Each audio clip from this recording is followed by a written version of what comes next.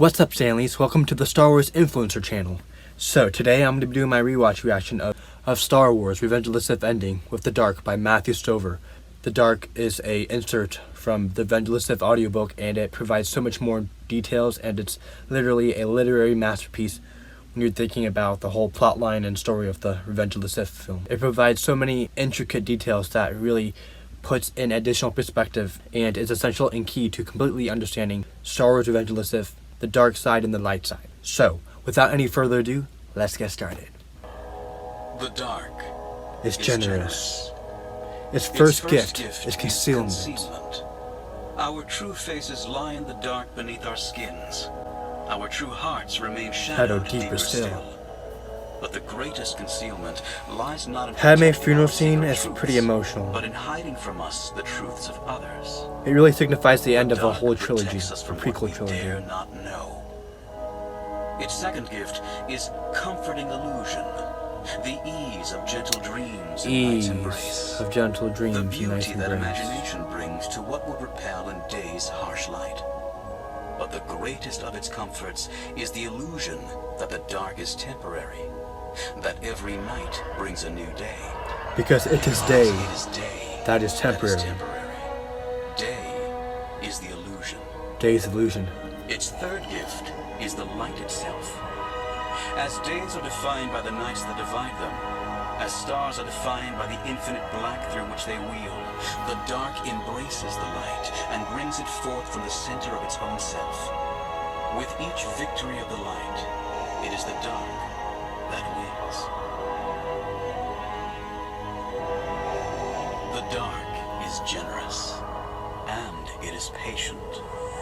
It is the dark that seeds cruelty into justice, that drips contempt into compassion, that poisons love with grains of doubt. The dark can be patient, because the slightest drop of rain will cause those seeds to sprout. The rain will come, and the seeds will sprout, for the dark is the soil in which they grow, and it is the clouds above them, and it waits behind the star that gives them light. The dark's patience is infinite. Eventually, even stars burn out.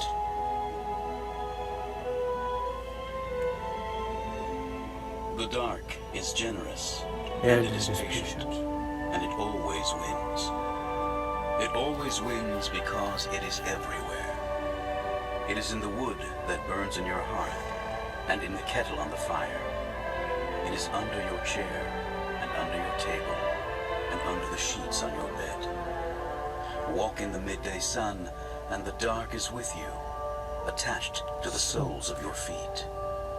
The brightest light casts the darkest shadow. The dark is generous, and it is patient, and it always wins. But in the heart of its strength lies weakness.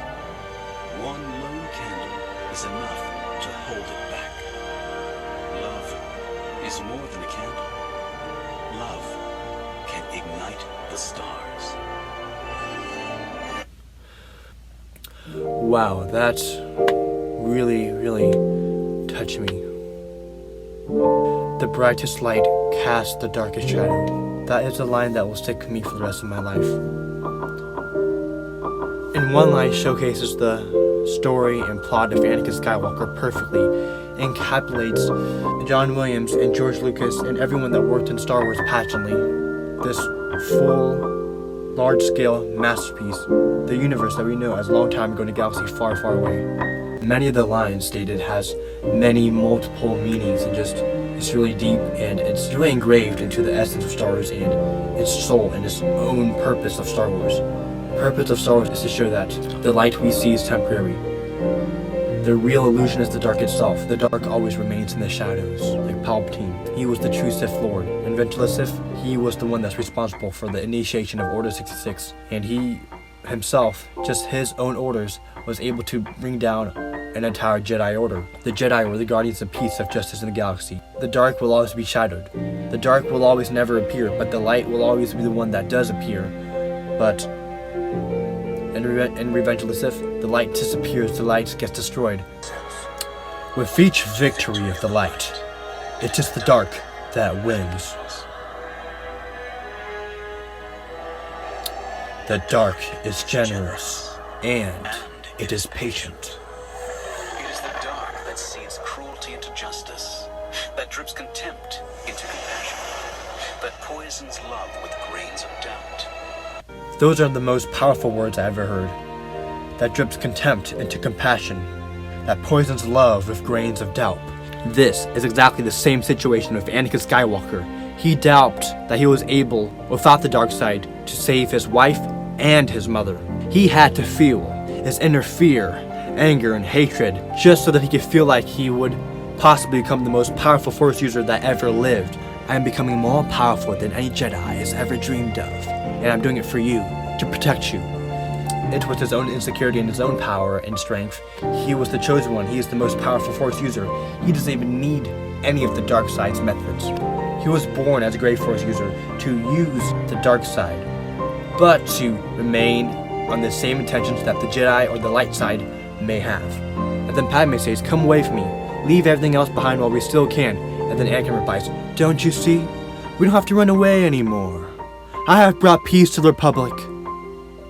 I am becoming more powerful than the Chancellor. I can overthrow him, and you and I can rule the galaxy. Make things the way we want them to be." Turning to the dark side was his reason, his main motive to protect Padme. Turning to the dark side was part of his main motive and goal and aspiration to become the most powerful Force user, because he always had that fear of losing the ones he loved, of losing the ones that he cared about. It was ever since the beginning. When Anakin was in the Jedi Council and they were testing his midichlorian count, and they were seeing how Anakin feels internally, and they were testing his inner natural emotions, they sensed great fear, and they sensed a potential darkness that could actually overthrow the whole Jedi Order. They didn't know that was going to happen, but they sensed fear, and that fear, that tiny bit of fear and doubt that poisons the compassions and love you may have for one another when being blinded by the dark side of the Force, it changes you, and it completely eradicates any past knowledge you may have of yourself or others. Anakin Skywalker was one of the brightest lights. He had fear, anger, and hatred, but he was the brightest light, and he never wanted to become Sith. He just wanted to save Padme. Like Anakin would never kill any of the younglings. He would never do that. That was totally against what he himself believed in. He believed in doing what is right to protect others. He put his main priority in the dark side of the Force, which Emperor Palpatine used his Sith alchemy to brainwash Anakin into believing that the Sith powers and the Sith teachings were the only way to access absolute power. The power that Sidious told Anakin Darth Plagueis had in Revenge of the Sith. Did you ever hear the tragedy of Darth Plagueis the Wise? It's a Sith legend. Darth Plagueis the Wise was a dark lord of the Sith. So powerful and so wise, he can use the midichlorians to create life. He has such a knowledge of the dark side. He can keep the ones he cared about from dying. That was Palpatine using and embracing the light in himself in order to brainwash or trick the whole Galactic Republic. The Galactic Republic that has stood for 1,000 years. You need to embrace the light in himself. So he was portraying himself as the good guy, as the light, as the ones that will advocate for Anakin, that will grant Anakin, a new member of the Jedi High Council, the rank of Master. None of what happened was promised. Actually, Palpatine used the remaining life force in Padme. He extracted it and used that to keep Anakin alive, so then Palpatine can once more use Anakin as his puppet. The dark is generous, and it is patient, and it always wins.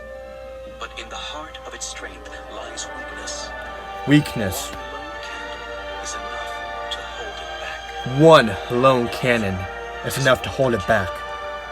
Love can ignite the stars. So when he said that there's one lone cannon who could bring the dark back, he's saying that there's always one lone cannon. The Force itself, it controls the entire universe, the Star Wars expanded universe and the Star Wars canon universe. But whenever dark takes control over the galaxy, there's always one lone cannon or one small hope. There is another that could bring the dark and the misguided back. You see, Luke always had a bit of Anakin himself. when he was defeating Darth Vader in their final Episode 6 Return of the Jedi duel, Luke sensed the dark side in him, and he knew that if he were to gone down that path, he would be just like his father, a slave, a cybernetic cyborg. No more love or emotion for anyone, broken-hearted, more machine than man, no core, no essence to himself, no integrity as a Jedi. If you enjoyed my rewatch reaction, please give a like, comment, and subscribe. Push the bell notification so then you can be notified of my most recent and upcoming uploads. Follow me on Instagram too. I put the link in the description below. Follow my Star Wars Instagram account and my main Instagram account. They are all going to be in the description box below. Thanks for watching, and like always, may the Force be with you. Always.